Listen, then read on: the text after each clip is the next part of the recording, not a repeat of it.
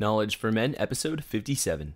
Welcome to KnowledgeForMen.com, where boys turn into men, where men turn into leaders, into lions, the ferocious few who stand strong, a place where you grow to become the man you were born to be. It's time to take massive action towards the life you want. Get the health, get the relationships, business, and career you've always dreamed of. Achieve a level of success and happiness that you've been searching for so many years. Life has given you enough, and it's time to take a stand and take full control of your life. Stand with us as we interview the most inspiring and successful leaders to give you real-world advice to crush life and awaken the sleeping giant inside of you. This episode is brought to you by my private online men's group called The Lion's Den. You can check it out at knowledgeformen.com and click on The Lion's Den. If you've been listening to this podcast and you like the content, but find it hard to find other guys out there to relate to, talk to, share your wins and challenges with, maybe you're on your own path of personal development and other guys think it's weird or they're just not interested in what you're doing. You kind of feel like you're alone on this mission, but you're not. There's thousands of other guys out there who are on the same path, and I've been putting together a group called The Lion's Den to try and find these guys, bring them together. Hey, I know it's hard to make the push towards greatness in your life, and I found that the best way to get somewhere you've never been is to surround yourself with other people who are already there or who are on the same path as you. So The Lion's Den does just that. It's a group of men who want to achieve greatness in all areas of life: health, wealth, relationships, and personal growth. Check it out at knowledgeformen.com and click on The Lion's Den. All right, I'm here with Nick Ruiz. He's a twice-made real estate entrepreneur that came up from scratch from his late teens, lost it all in the real estate crash of 2008, but he got extremely creative, hustled hard, and climbed back up flipping and wholesaling. He's now back into total financial independence as a real estate entrepreneur and coach. Nick, I'm happy to have you on the show. Andrew, it's a pleasure, brother. Thank you. All right, let's jump in with a favorite success quote of yours and something you've lived by and why. I have a lot of them, really do. But one that kind of sticks out that I seem to really gravitate towards is, and I don't know who said it, but when the winds change, adjust your sails, okay? Winds are always going to change, economic environments and, industry environments and whatever. But if you're constantly adjusting your sails and adapting and adopting new activities and strategies, you're going to make it through the sea, especially after the bankruptcy, which we can talk about. Really kind of ingrained that quote in me more. I always knew about it and kind of lived a little by it. But once you really experience severe pain, which some of you listening may have, really just kind of concretes things. It's a clarity thing. But yeah, when the winds change, adjust your sails, period. It's simple, but very just boom, to the point. I like it. Don't fight the wind, aka don't fight the market. I'm sure we're going to touch on that. Yeah. You can't beat the wind. You cannot beat the wind. You can't change the economy, but you can change your reactive strategies to it. And that's the beauty of life in anything, economically, personally. Right. And sometimes you're thinking, like life just isn't going your way, but it's really your perception of life isn't going your way, because what can happen to you and what happens to someone else, it could be bad for you and good for someone else. But it's how you view your challenges and view your problems and understanding that the obstacle is the way. It's the way through. And well, let's go into, Nick, your story. And I think we're going to draw on a lot of these references here. So I want to jump into your story now. So Nick, go ahead, share with the audience how you got started with what you do. Sure. Yeah. So my story's nuts. I mean, I've been an entrepreneur as long as I can remember. I bought and sold stuff like even before I was, I think, 8 or 9 years old. Did all kinds of wacky stuff. I always loved to buy and sell and connect with people. Wait, are these homes that you're buying and selling? I used to buy and sell stuff. But anyways, no, I wasn't buying and selling homes at 8 or 9. Okay, just messing. I'd be on the cover. I would have been on the cover of Forbes, I think, if I was doing that. Yeah, there's this first grader out there calling deals, calling the shots out there. Yeah. No. I was a boss back then. No.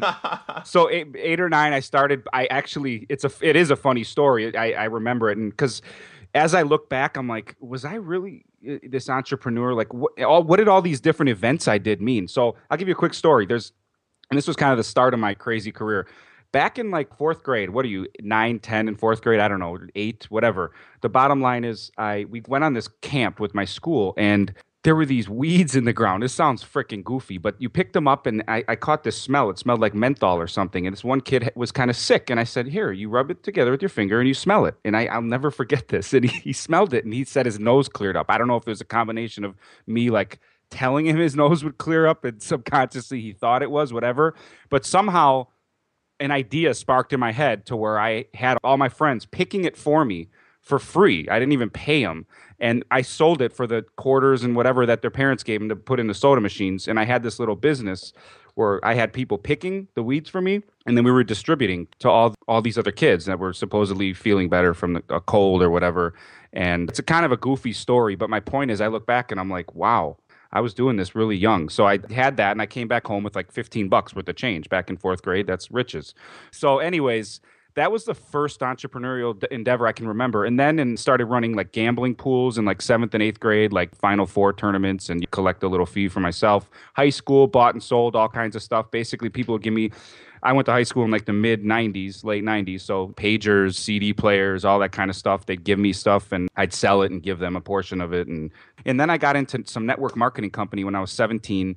And I'll go over this quickly, but it was a foundational thing because it taught me how to sell, taught me how to gain rapport with people. And gaining rapport with human beings in any industry, I feel, is like the most invaluable skill in life and entrepreneurship. Connecting with real people and allowing them to know, like, and trust you is a big deal. So it taught me how to do that and go out in public and make the cold market warm. There wasn't an internet back then where there's these funnels where you start here and you funnel them in and nurture them. Back then it was face to face. So you'd go into a bookstore, shake somebody's hand, hey, how are you? And it just taught me how to approach random people and get comfortable and kind of become really, really like outgoing and salesman. So I learned a lot about selling and connecting with people, which is a skill I use every day.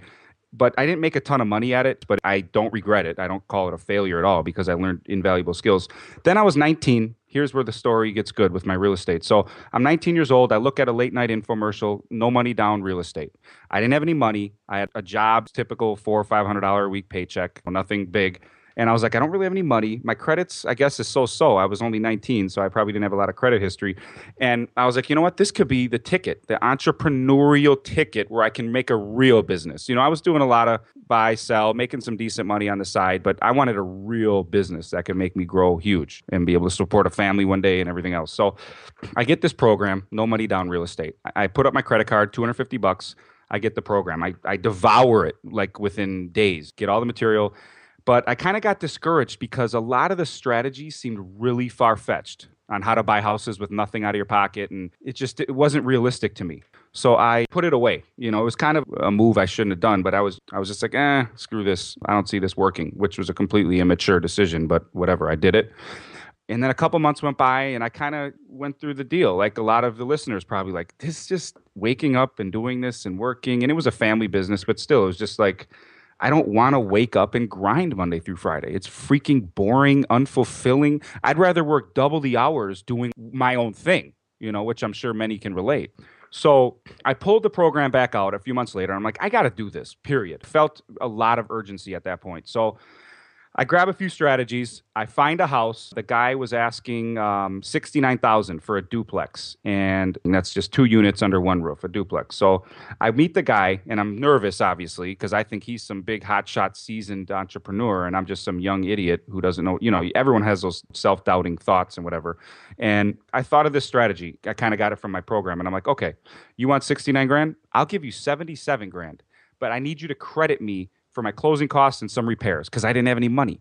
So he agreed to it. So he got his full price and I got 8 grand to play with on top of that. So I get that fixed up and I rent out both units for $500 a month. And my payment was only $500 a month, which means I literally had a $500 a month passive income profit from one property. I'm like, okay, let's do this again. This seems to be something that could be built. If I can make $500 a month per property, let's start doing some multiplication here. And this could really be an income. So I borrow against this place. Now, once you own real estate, if you have equity, you can borrow against it. So I borrow against this place, bought another one with the same scenario. Now I'm making $1,000 a month. I'm 20, 21 years old. That's pretty solid, $1,000 a month.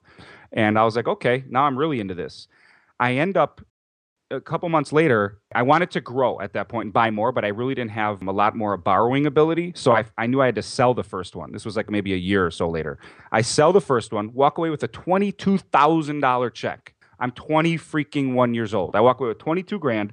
Then I'm like super hooked. I'm like, this is what I'm going to be doing for the rest of my life. This is what's going to get me freedom. Yeah, this is freedom. I mean, I'm 21 years old and someone hands me a check for 22 grand, hard cash.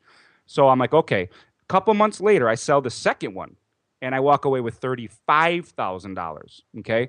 And again, I just, this is boom. I'm like, I want to do this 1,000 times. So I go crazy with it. So bottom line, up to my mid 20s, I bought and sold, hundreds of properties, borrowed millions of dollars, just went nuts with it. Had $60,000, $70,000 revenue months, rents and everything else, flipping, wholesaling properties, which we can talk about if you want. And that's where you basically flip properties you don't even own. So you don't need cash or credit. In fact, that's what I teach people that want to get into this business. It's a great way to break in because you don't need to buy anything. You don't need credit.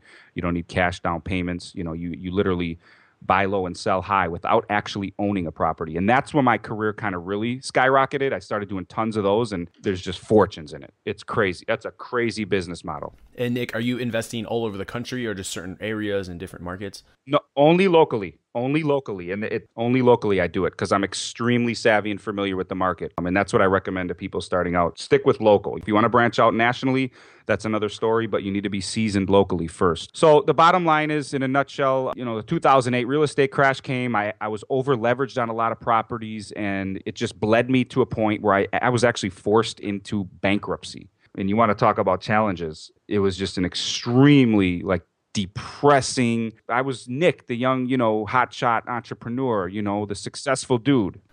Yeah, I could only imagine. And I want to learn more about this challenge that you had, this bankruptcy. So what happened? Was the market crash and so your properties got valued? What happened? Yeah, well, I had over a $2 million net worth, and that was mostly equity. But what happened was some of my properties were in inner city areas, and I would owe 90 on a property that is worth 15 now. So I was so underwater. I lost the majority of my net worth. When something like this happens, banks will call your loans due, meaning you have to pay them off. They don't want them on their books anymore. And it forced me into just tough situations where I was just forced to basically let them go. And then they would sue you. And it's tough to get out of bankruptcy once banks start suing you and coming after you. And then it just drains you. It was a perfect storm of events with the city coming after me and all kinds of stuff. I was just way over leveraged. I mean, the best of the best got clobbered in this. Billionaires went belly up in this big thing. Lehman Brothers, a bank that was around since the 1800s, went away after this 2008 crash. I mean, it really clobbered people from top to bottom. And I was just one of many people that it just really, really, really crushed. So, and when this all kind of came crashing down for you, did you have a team? Did you have different employees that you had to let go and had to explain to their families? Yeah. Well, it was my company, and I had full-time crews working for me. I had a manager. I had a managing contractor. So yeah, I had a team of people doing all kinds of stuff. And it just, it was a large operation. There was a lot going on. Like I said, $60,000-$70,000 revenue in months, and just it was bananas. So now let's go into kind of how you recovered and how you responded to the winds that came your way. Yeah, big winds, tsunami type storms. So anyways, so bankruptcy, I just really, really want to make this clear for everyone listening. That kind of event is life-changing in a positive way. The problem is when you're in that storm, you don't see the light. And I was super depressed, and I've never been depressed in my life. But I'm like, when you get all that pulled from you, when you're used to having all that kind of money, and then I'm married with kids, I have a family to support. So I was really backed up against the wall. But you really don't see the light you think it's just permanent. I don't know how to explain it, but it was very painful, depressing. I had to just figure things out. And what happened was after a few months, I just, and by the way, I'm the epitome of reading all the stuff. I've been listening to Tony Robbins since I was a teenager. I am obsessed with that stuff. But when you're in that extreme pain, even if you know it, you just, you learn from it, you brush yourself off, you get up. Well, I got hit pretty damn hard. And it's hard to do when you're in it. So just keep that in mind, for people listening, if you're going through a lot of pain right now, it's understandable that it's not just, no problem. You just, you work through it and boom, boom, boom. It's not that easy when you're in it. But the beauty is it creates a sense of urgency that humans react more out of pain than they do out of trying to get the Ferrari or the big house. They put a big picture of the big house on their vision board and think that's going to motivate them. Guess what? Pain and being backed up against the wall, I believe, is the biggest motivator. So it was the biggest blessing, gave me super clarity, humbled me. I'm a young dude making a bunch of money. I was cocky and probably a jerk to a lot of people. And it just totally like revived my entire life, personally and entrepreneurially. So how did I get out of it? Basically, like I told you, I was pinned against the wall and I had no choice. I started exhausting my contacts. Everyone I knew, I was telling them, hey, listen, I'm back in the game. I want to do this. I'm trying to do that. And bottom line, I talked to one of my attorneys and he referred me a deal. And I borrowed some money from someone that knew that I knew what I was doing, rehabbed the property, flipped it, walked away with a nice profit, rolled that back into marketing myself to find more sellers, started wholesaling, and boom, boom, boom, down the line, it went like dominoes. I just started doing deals. And I'm immediately, quickly financially independent again. And now I teach people. Now that's kind of the new expansion of my thing because I've been up from scratch twice. Not a lot of people can say that. I came up from zero in the beginning, got beat down to bankruptcy. Not only bankruptcy's below scratch. Being at zero is better than bankruptcy because I'm at a huge deficit and I came up from scratch. So it's kind of a unique story that inspires a lot of people because it really doesn't give many people excuses as to why they are the way they are or why they're at where they're at. And especially with strategies like wholesaling, like you can get in with almost nothing. You don't need to buy a house. And it's one of the fastest ways to entrepreneurial success, period, in America, is wholesaling homes and branching into real estate, I think. I mean, there's a few other ones, but a low barrier to entry. It's a beautiful business, and I'm in love with it because it gave me financial independence twice, and and I've helped a lot of other people get the same now. It is an inspiring story, and it's always good to hear someone who came in with nothing, built the business, lost the business, and then built it back up to where they are now. So twice, and yeah, that does stand out, and I know that does inspire a lot of my listeners.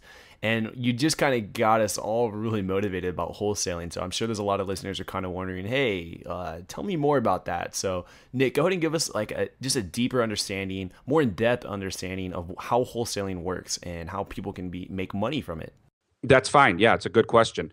Here's what wholesaling is, okay? You find motivated sellers. That's the key to this whole business, by the way. You have to find motivated sellers, people who are having hard times. They got divorced. They inherited a property they want nothing to do with, whatever. They just want to get rid of the house. So you come in and and just for rough numbers' sake, let's say 70,000.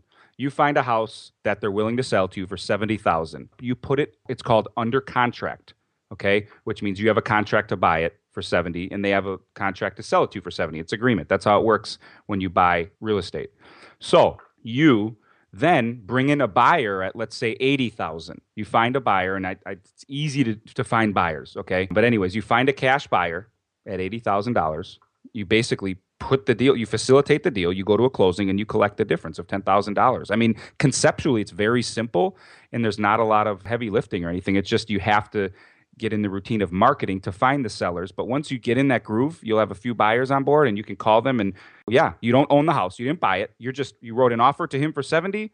Your buyer wrote an offer to you for 80 and you go to closing and collect the difference, period. It's really that conceptually simple. There's not a lot to it. And I started doing tons of those. And that's the easiest way to start in this business because you don't need a down payment. You don't need credit. You're not borrowing any money. Your buyer's funding the whole process.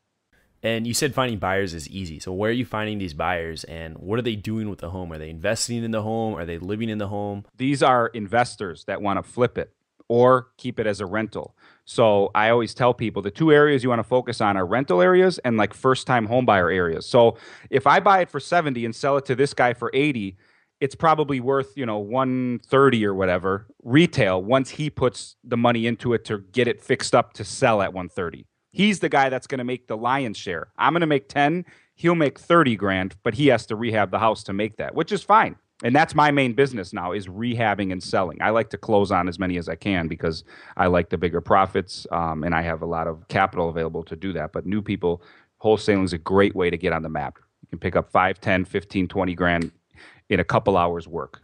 All right. I understand where we're at now, but why does the seller need you for that wholesaling deal? Why doesn't he just go straight to that investor? And then why does he even need that investor? Why doesn't he just, improve the value of his own home and then sell it to make it so that's worth more when he wants to sell it?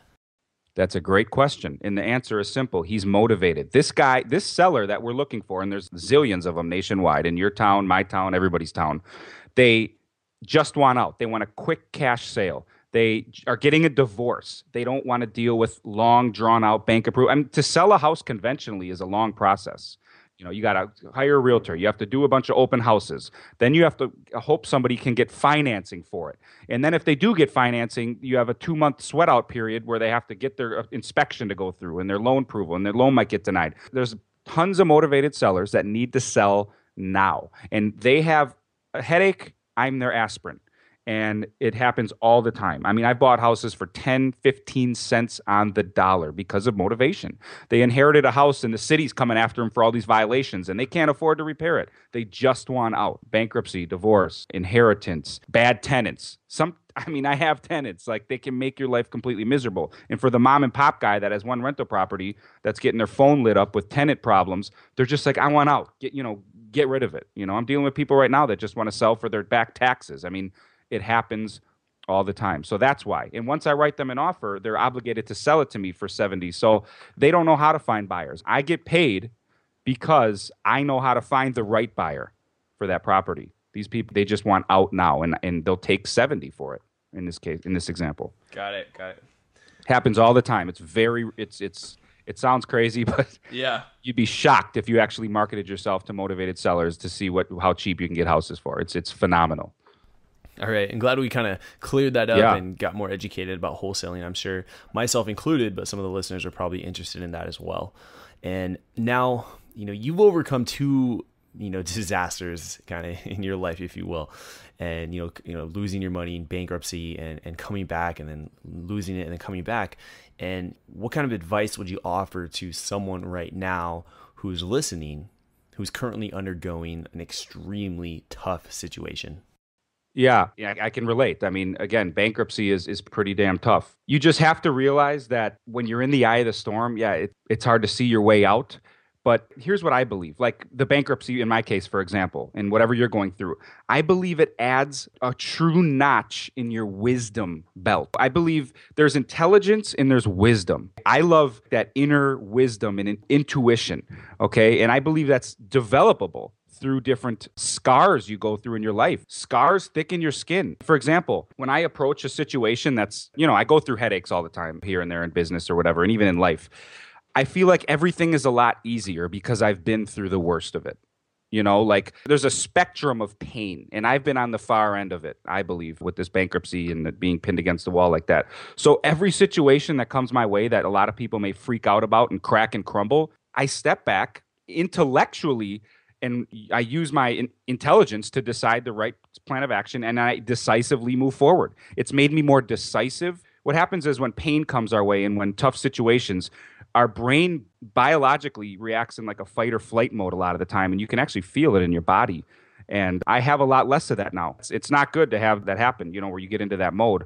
So now I can intelligently proceed because I've been through the worst of it. So, no big deal. That came up. This problem came up. It really thickens your skin. It gives you more of a peripheral vision. So for those of you going through that extreme pain and just a situation where you think you're never going to get out of, believe me, when you're out, your belt will have one more notch in it of true wisdom that no book in the world will be able to teach you. I believe that. You cannot read or listen to or learn from some type of media or whatever, a book, what these experiences are going to teach you, and you are going to be a lot wiser of a human being by going through this. I mean, I could go on and on about the things I've learned, but that's I believe it really puts a notch in your belt. That's going to make you a smarter, wiser human being moving forward, and your skin gets nice and thick, and you can just push through, and it's unbelievable. And so I can only imagine now that when you experience challenges in your personal life or in business, when, a little gust of wind comes your way, you just kind of, just blow that away, and it's no big deal because you've experienced something bigger, something deeper, something more painful. Yeah, I get beat up with different challenges. I mean, I just had a headache I had to deal with this morning, but it's like, okay, where just before this bankruptcy thing, just, I would crack and crumble and freak out over smaller things, I guess. I mean, it's kind of natural, when bad stuff comes your way, you're like, oh my God, what am I going to do? But again, when you've been through the worst of it, it just makes it so, it's just like, yeah, okay, there's a methodical way to proceed. And you just have that peripheral vision that I don't believe you can gain from reading or listening to stuff. And life is a lot smoother. The bankruptcy was truly a blessing. And for those listening, you might think I'm BSing, but I swear to God, it's the truth. I mean, I tell people like it had to happen.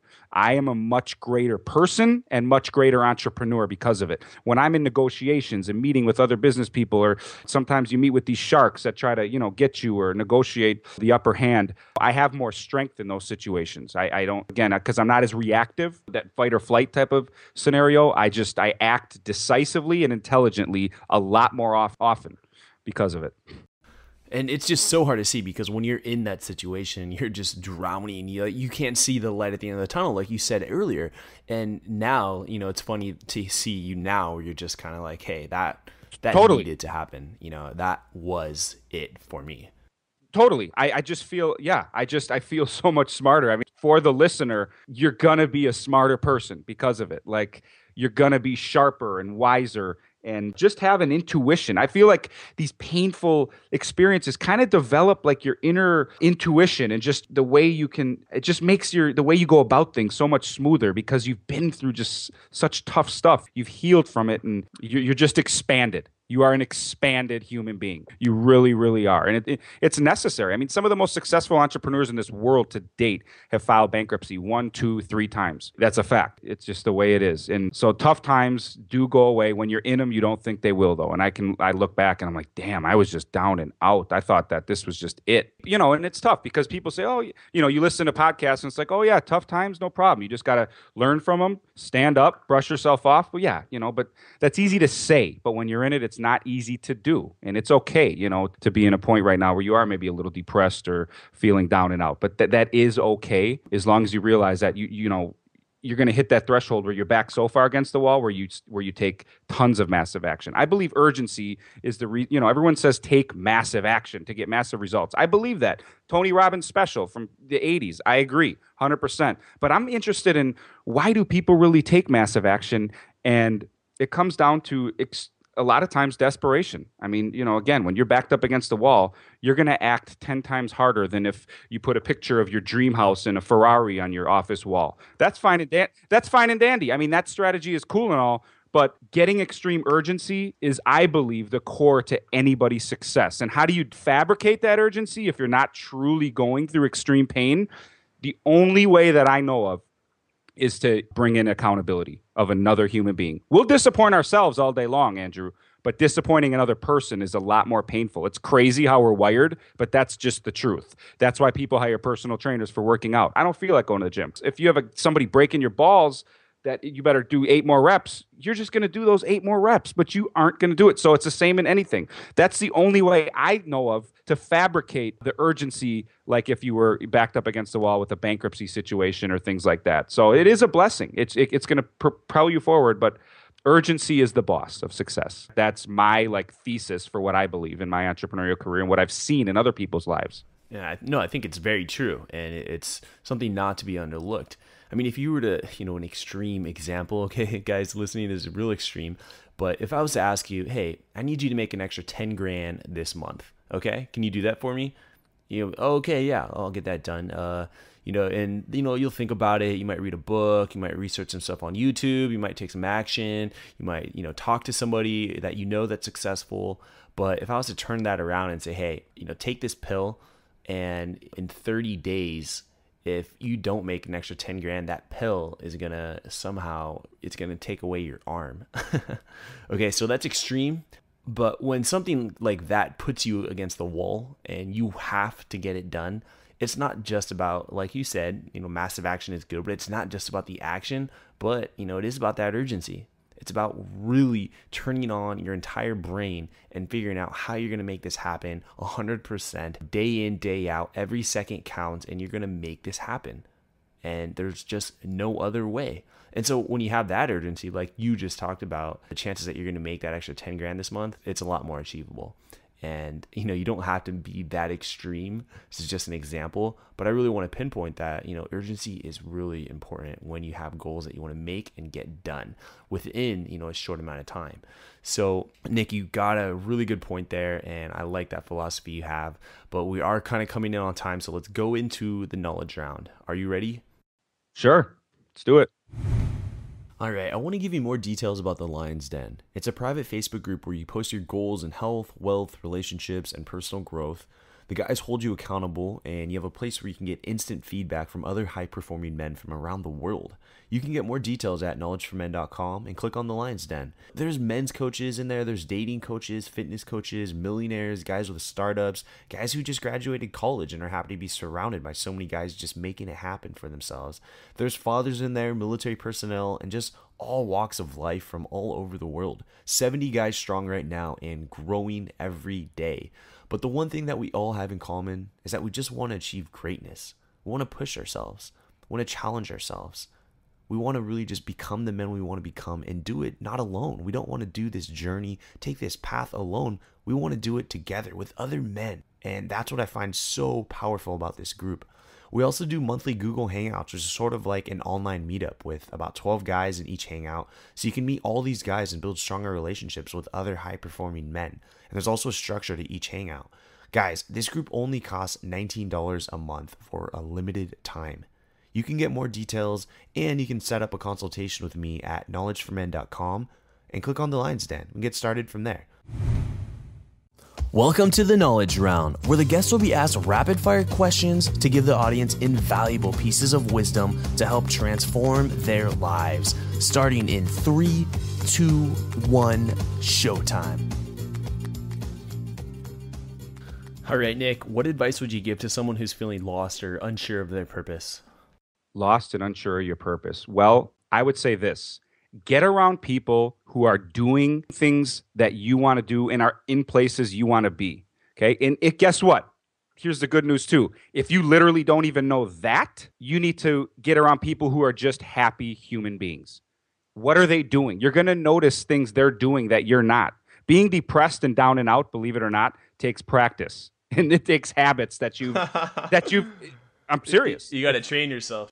You are. The problem is a lot of that practice has been done over time and you don't even realize it's happening. It's kind of like the frog in the boiling water metaphor. You cross these little thresholds of giving up a little, you get lazy and then you get a little more lazy and you decide not to go out and be social and blah, blah, blah, all these little decisions or whatever it is. And all of a sudden, a year or two down the road, you're in a place where you're like, how did I even get here? You took a lot of small incremental steps, a lot of them subconsciously. All these little mini decisions that you made led you to where you are now. But the beauty of it is what you do tomorrow, what you do today is going to be, that's where you're going to be at tomorrow. So I would say the number one hack for people in those shoes, get around people who are where you want to be. And if you don't even know where you want to be, that's fine. Get around happy-ass people, and you'll slowly figure it out. That is so true. I'm so big on the quote, you are the average of the 5 people you surround yourself with. It's changed everything for me, and for those of you listening, pay attention to that. Like, really take a look at who you're hanging out with and who is really influencing you and on the decisions you're making and where you are in your life. Well, now, Nick, let's go into the next question. What was holding you back from becoming the man you are now today? What was holding me back from the man? Well, self-doubt. I bet many, many men listening can relate. I think we all have these little conversations in our head that question things. Even the most confident alpha male big shots, those conversations are there. You have to know how to control them. I don't know if they ever go away completely. I don't know if there's anything ultimate confidence where you never question a thing. So that was my thing, and I learned how to quiet that voice even years ago, back in my early entrepreneurial career when I was in my late teens, and that's why that business of getting out and meeting people. Guess what? Comfort zones, even if your comfort zone's tiny, you start doing a few things outside of your comfort zone. Picture a circle. Everything you do right now is your comfort zone. Every action you take is a dot inside of that circle. Force yourself to make a few dots outside of that circle, and soon that circle will get bigger, and then you can draw a new line around all those events. So it's just a process, but I would say, yeah, the self-doubt and self-sabotaging thoughts, but you have to force yourself out of it. All right. And Nick, can you think of a mentor who said something to you that really had an impact on your life? What did he or she say to you? Well, let's see. I have an early mentor in my real estate entrepreneurship career that gave me a lot of good advice. And I guess after the bankruptcy, there's a few people, but after the bankruptcy, he really just reassured me and was like, "You know what you're doing. Like you have this skill down more than most people. The economy just hit you wrong." And he basically in assuring like you know this stuff because obviously when I was going through the bankruptcy, I had even more my self doubt and self-sabotaging thoughts spiraled out of control, completely out of control, where I was like, I'm a failure and maybe this and that, all kinds of wacky thoughts that I look back and I'm like, I can't believe I had. But just the reassuring message that you know all this stuff. You're dynamite at it. You just took a couple wrong turns, and between that and the economy collapse, you just got hit really, really hard. So use what's already inside of your mind to move forward. I like that. And Nick, what are your three most influential books? And maybe these are books that really helped you kind of overcome some of these challenges that you've experienced in your life. I'm a Robert Greene fan. I love Robert Greene. I love his book Mastery. For those who haven't read it, it's phenomenal. So I like Mastery. I'm looking at my big fat bookshelf right now. I like his book 48 Laws of Power a lot. I actually read that years ago, right when it first came out. You know what? I would say Unlimited Power by Tony Robbins. That's an old book too. I would say Unlimited Power in those two Robert Greene books, and there's probably more, but just off the top of my head, they just they taught me a lot, and there's a lot of great wisdom inside there. Really good books right there. And for all the listeners, you can pick up one of these books for free in audiobook format at kfmbook.com. And Knowledge Man partnered with Audible, so you can get a free audiobook if you go to kfmbook.com. And on to the next question. Nick, imagine you had 60 seconds with your 20-year-old self. What would you tell him to do? And also, what would you tell him not to do? I would say calm down, stop being so cocky. Number one, because people, it's not an attractive quality. Be humble. And I would say make sincere friends everywhere you go. Get interested in whoever you meet. I don't care if you're buying a pair of shoes from somebody. Take a second to just give them a sincere compliment. And that's something I really didn't focus on a lot back then because I was so trying to be a high flyer and do my own thing. But create genuine relationships and it's going to blossom every aspect of your life and to be truly happy because that's what we want. We want to be truly happy, successful. People want to be an entrepreneur because they feel that it's going to lead to happiness, whether it's financial freedom or whatever. We just want to be happy human beings. We're not here forever. So we need to enjoy every moment. So make sincere relationships everywhere you go. And you never know what'll happen. That might turn out to be your best friend. That might turn out to be your best man in your wedding. That might turn out to be the biggest business connection you ever made. So so what should you not do? Calm down and don't be so freaking cocky and make sincere friends everywhere you go. Not generic and cheesy, like sincerely. Oh my God, how long you been working here for? I love that shirt. Just simple stuff. Be sincere. And Nick, what's one underrated characteristic that you believe, everyone should work on, and if they did, they would see massive results in their life?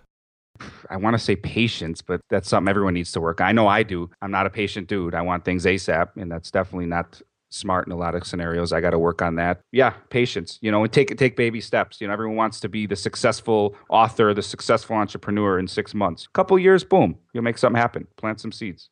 And now, Nick, going deep, what's your philosophy on life and success? My philosophy, and that's something that has changed because when I first was starting, I wanted to be worth, 100 million. And, that would be the ultimate pinnacle of success. But things have changed. I have kids now. I have two beautiful daughters. And my philosophy is just to wake up, live truly in the moment. And that's something I have worked on. By the way, the underrated skill, what was the last question that you said? It's what's one underrated characteristic that you believe every person should work on? And I'll go back and I'll kind of say living in the moment. I don't know if that's necessarily a character. Living in the moment, and I've had problems with this because there are two kinds of dwellers. There's people who dwell on the past and put them in chains, and then there's people that kind of dwell on what's coming and what they need to do in the future. And that's been more of my spectrum. I'm always worried about setting up the future and this and that, and that's kind of held me in chains for years. And I've let go of a lot of that. So my philosophy of trying to be worth $100 million is gone. What I want is to be financially free, okay? But it doesn't need to be that much, and just be able to spend as much quality time with my family as I possibly can with nothing but smiles on our faces. And you don't need 100 million to do that. I don't need $100 million anymore. I need to be able to travel, play games with my daughters, and smile and be financially independent is nothing to be downplayed. You know, people who say money's the root of all evil don't freaking have any. Well, yeah, that's kind of true. You need money to create the freedom to do a lot of the things in life, but it's not all about that. It's just about, again, connecting with your family and close friends, being happy, and having freedom. And you don't need to be extremely wealthy to do that. That was good timing, actually. Actually, I'll leave that in. That's fine.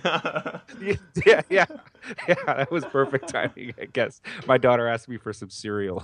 And so the underrated characteristic kind of is the philosophy. It's both.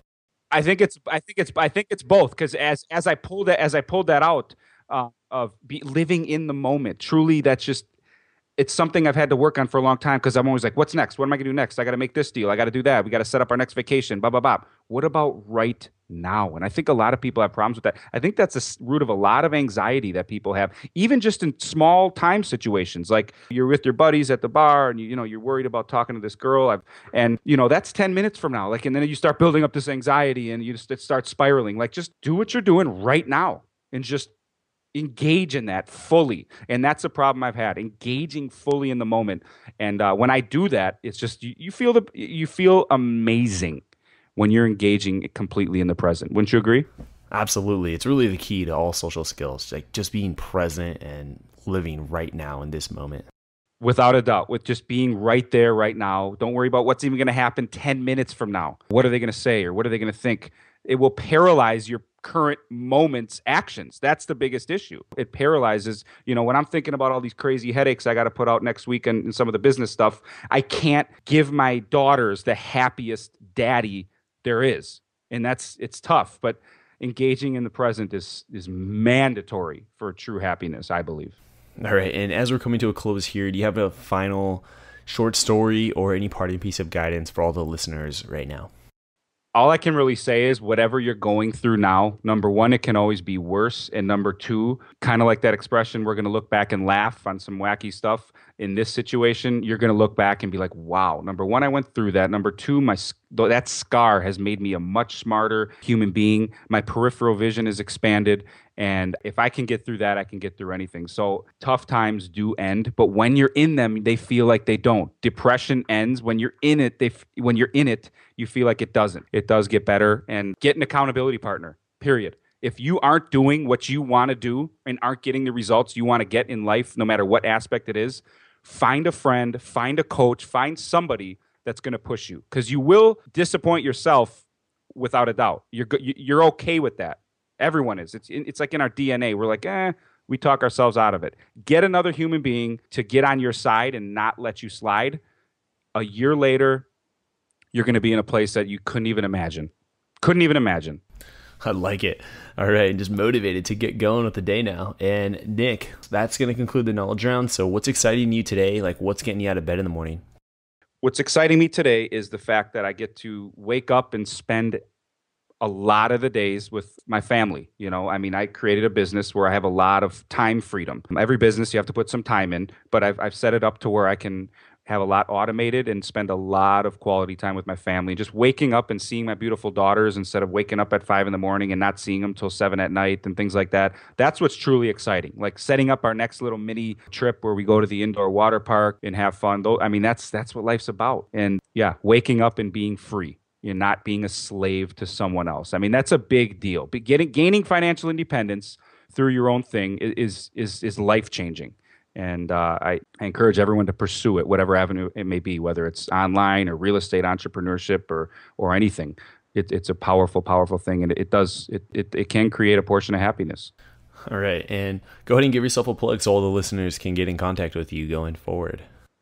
Yeah. I have a site, alphahomeflipping.com. Obviously, ALPHA, alphahomeflipping.com, and I give advice, insight on how to wholesale, how to talk to sellers, how to buy and sell properties, and just all kinds of stuff. I do some coaching there, and you get a free ebook if you sign up for my email address. But I just go, and I'd be happy to engage with you. I answer all my emails, and if anyone has any questions or whatever. But I talk about just general entrepreneurship and success kind of focused on the real estate entrepreneurship. Yeah, just coming up. It's for young, up and coming entrepreneurs. All right, sounds good, Nick. And just want to thank you for being on the show and sharing your story with my community, and just really spending the time and being a little vulnerable and sharing your story. So thank you for that. Oh, it's been my pleasure, Andrew. Thanks a lot, man. All right, and that's going to wrap up episode 57 with Nick Ruiz. All right, and the action item that I have for you guys listening right now is, if you're experiencing some sort of disaster like Nick did, and some massive challenge or failure in your life, then just like Nick did, it's challenging in that moment and you don't really see the light at the end of the tunnel. But maybe if he would have done this, it could have helped just a little bit. And I want to, give this to you guys. It's just write down 3 things that you need to do. 3 things that you've thought about doing, and maybe you've heard about this before. Maybe you've read it in a book, or you heard from something on YouTube or a different podcast. 3 things that you know that you need to do in order to get out of this massive failure, this massive challenge. So write those 3 things down, whatever it is. It could be anything. If you're trying to, whatever challenge you're experiencing, there's 3 action items that you can do that'll get you closer and one step closer to getting out of that challenge. So 3 things, write them down. I want you to do those 3 things this week. Okay? So you're going to write down 3 things, you're going to take action and get those 3 things done. All right? So if you want to share that with me, be vulnerable, you can email me at andrew@knowledgeformen.com. I'm interested in what kind of challenge you're experiencing, as I am experiencing many at the moment, and just constantly just pushing through them, and just every day just being patient and working hard, and knowing that all of these little baby steps are adding up, and staying persistent and consistent with all of my actions. And that's what I want for you guys too. So again, andrew@knowledgeformen.com. I'd like to hear from you. Thank you for listening to the Knowledge for Men podcast show. It's been a pleasure having you be a part of a thriving community of men who want to crush it in all aspects of life. I'm on a mission here to inspire millions of guys, and with your help, we're going to make a dent in the universe. Check out knowledgeformen.com for a ton of free content that's designed to help you live a remarkable life. Again, that's knowledgeformen.com. I hope to see you there. And always remember, 2014 is the official year of the crush, where we take action to get the life we've always dreamed of. This is your host, Andrew Farabee, and until next time, let's do it.